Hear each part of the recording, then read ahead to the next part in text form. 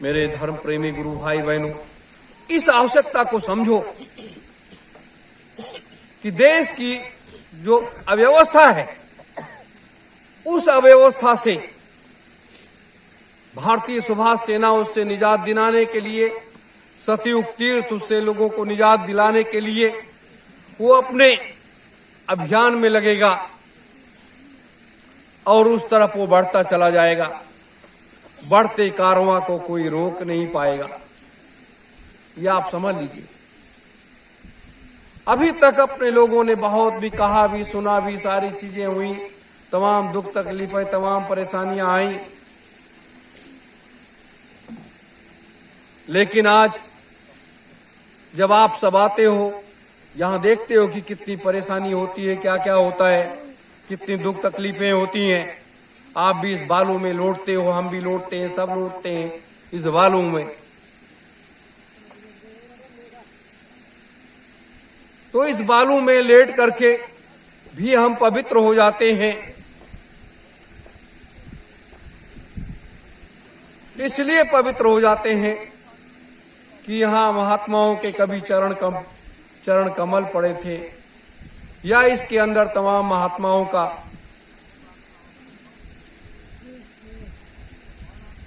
रहने का स्थान है। तो इस तरह से ये सांसारिक बदलाव का जो दौर है, इस तरीके से बदलने जा रहा है, इस तरीके से बदलने जा रहा है। और आप भी आवाज लगाने के लिए तैयार हो, हम भी तैयार हो, सब तैयार हो, पूरा देश आवाज लगाने के लिए तैयार हो।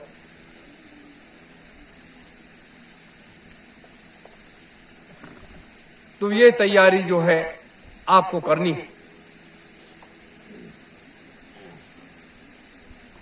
और जब ये तैयारी कर लोगे, आप सोचोगे कि मैं तो गया था संगत में काम करने के लिए, लेकिन यहां तो कुछ और लोग बता रहे हैं। ये सीढ़ी है हमारी, क्योंकि आप उस आध्यात्मिक उस सीढ़ी से नहीं चढ़े हो। जिस दिन उस सीढ़ी से चढ़ जाओगे,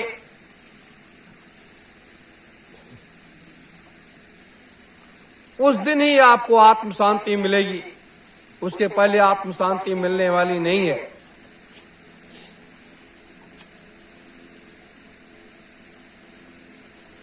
तो ऐसे हालात स्थिति को देखते हुए हमें आप सबको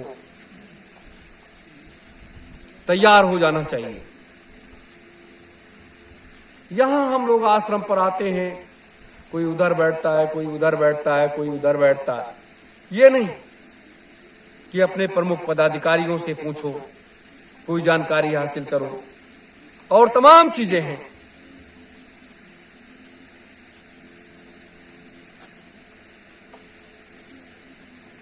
तो यह हमें आप सबको मिलकर के करना है, पूरे देश के लोगों को मिलकर के करना है। एक पुस्तक के बारे में मैंने अगली बार भी कहा था कि आ जाएगी, युग परिवर्तन। युग परिवर्तन जो बुक्स है, उसमें चौथे महायज्ञ के बारे में पूरा लिखा हुआ है कि चौथा महायज्ञ कैसे होगा, उसकी रूपरेखा क्या होगी, उसकी योजना क्या होगी, सारी चीजें उसमें लिखी। फिर उसमें 2,03,000 वर्षों की व्यवस्था के बारे में भी लिखा हुआ है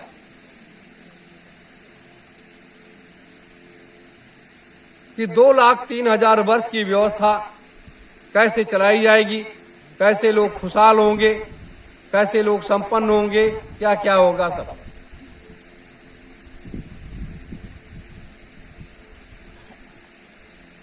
तो अब आप सोचो कि 2,03,000 वर्ष की व्यवस्था के बारे में, जैसे हमारे कवि वेद व्यास ने ये घटनाएं होने के पहले उन्होंने तमाम सब कुछ लिख डाला था। यही निमसा की इस पावन भूमि पर आकर के लिखा उन्होंने। वेदों की संरचना की, वेद ही विज्ञान, और उन्होंने सारी चीजें बताई और समझाई। तो उसी तरीके से हम आप ये जो ग्रंथ तैयार हो रहा है 2,03,000 वर्ष की व्यवस्था के बारे में,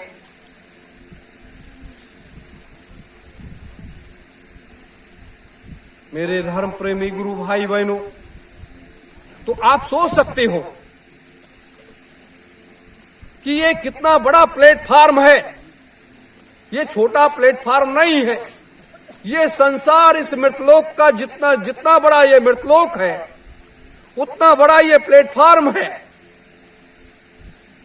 क्योंकि संसार के आखिरी छोर तक अपने लोग पहुंचने का प्रयास करेंगे। संसार के आखिरी छोर तक।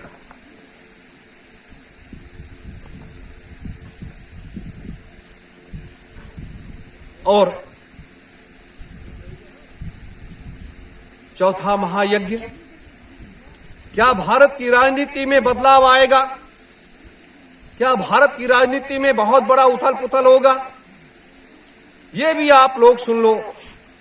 भारत की राजनीति में आने वाले समय में इतना बड़ा उथल पुथल होने जा रहा है, इतना बड़ा बदलाव होने जा रहा है, जिसकी हम आपने कभी कल्पना भी नहीं की होगी।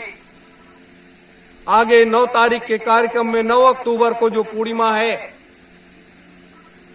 उसमें इसके बारे में मैं आपको पूरी जानकारी दे दूंगा कि कैसे ये उथल पुथल होने जा रहा है, क्या क्या होने जा रहा है।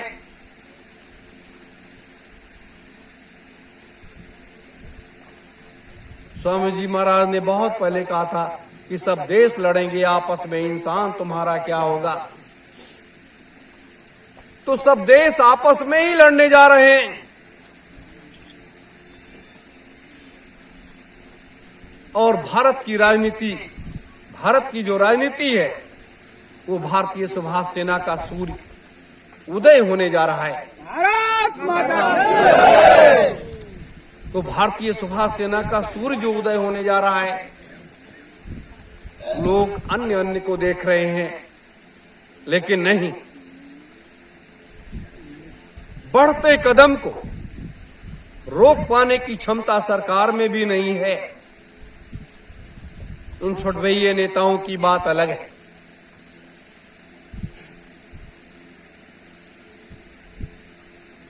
और बढ़ते इस आध्यात्मिक क्रांति को रोक पाना किसी के बस की बात नहीं है।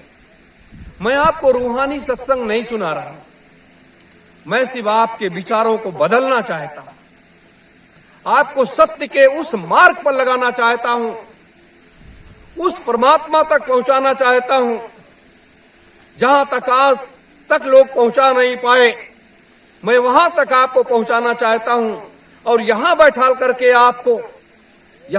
करके आपको इस संसार की व्यवस्था को चलवाना चाहता हूं कि संसार की व्यवस्था को, इसको आपकी जिम्मेदारी, आप चलाओगे।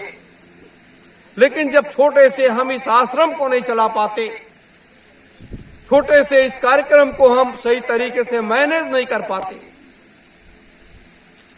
तो आप इतनी बड़ी व्यवस्था को कैसे चलाओगे? इतनी बड़ी व्यवस्था को चलाने के लिए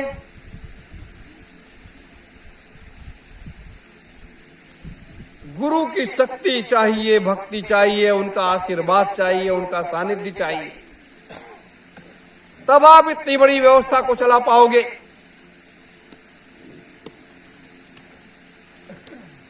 और एक निर्णायक छोर की तरफ हम लोग बढ़ रहे हैं।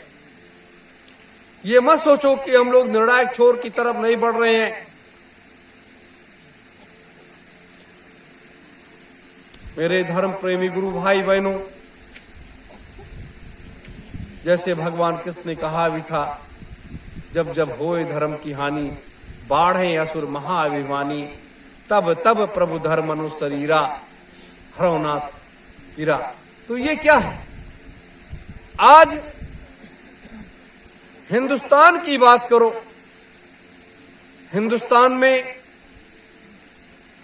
हिंदुस्तान के जितने भी राजनेता हैं, आज सब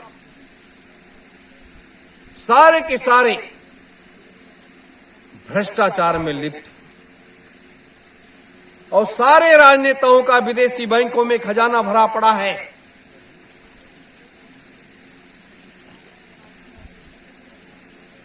तो इससे आपको क्या रास्ता मिलता है? हमें आपको हमारी सरकारें कर्जे ला करके देती हैं और हम उसको पान करते हैं।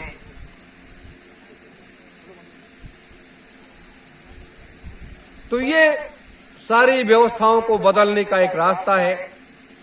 इसीलिए जो भी आदेश मिले उस आदेश पर आप लोग तत्पर हो जाइए, आप लोग आगे बढ़ते चले जाइए और किसी के बहकावे में मत आइए। इस समय इस मृतलोक में काल नेम जैसे लोगों की कमी नहीं रह गई। कालनेम जैसे लोगों की कमी नहीं रह गई क्योंकि हर जगह अखाड़े लगा दिए गए हैं, हर जगह लोगों का ब्रेन वॉश कर दिया गया है और लोग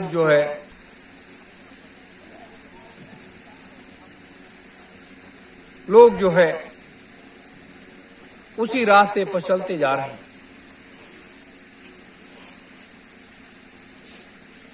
ये बातें जो मैंने आपसे कही हैं, ये इसलिए कही है कि आप अपने दिलो दिमाग पर बैठा लीजिए। आने वाला समय, आने वाला कल आपका होगा। भारत में किसी का कल नहीं होगा, लेकिन कल आपका होगा। कल जो होगा वो आपका कल होगा।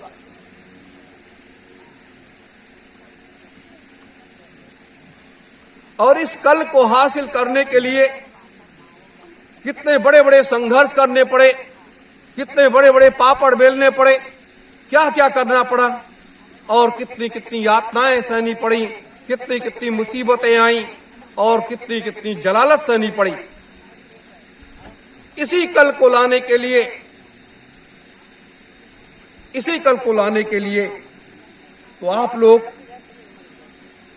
सच्चे मन से लग करके तैयारियों को करिए, क्योंकि हो सकता है कि जब ये कदम आगे बढ़ रहे हैं तो उसमें हमेशा आप कभी आपके जिले में चले गए, कभी दूसरे प्रदेश में चले गए, कहीं कहीं चले गए, 1 दिन 2 दिन की पदयात्रा किया, लोगों को जगाया, लोगों को बताया, लोगों को समझाया, फिर वहां से अगली जगह निकल गए। तो इस तरह से करते हुए भारत की इस राजनीति को अपने लोगों को उखाड़ करके फेंक देना है। अगर राम ने असुरों का साम्राज्य किया, सफाया किया, असुरों का सफाया किया भगवान श्री राम ने, भगवान श्री कृष्ण ने महादुष्टों का विनाश किया,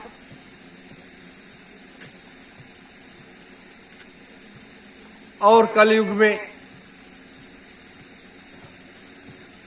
तमाम संत महात्माओं ने, राष्ट्रभक्त सैनिकों ने, तमाम ऐसे लोगों ने हमेशा लोगों को दिशा दिया, शिक्षा दिया, रास्ता दिखाया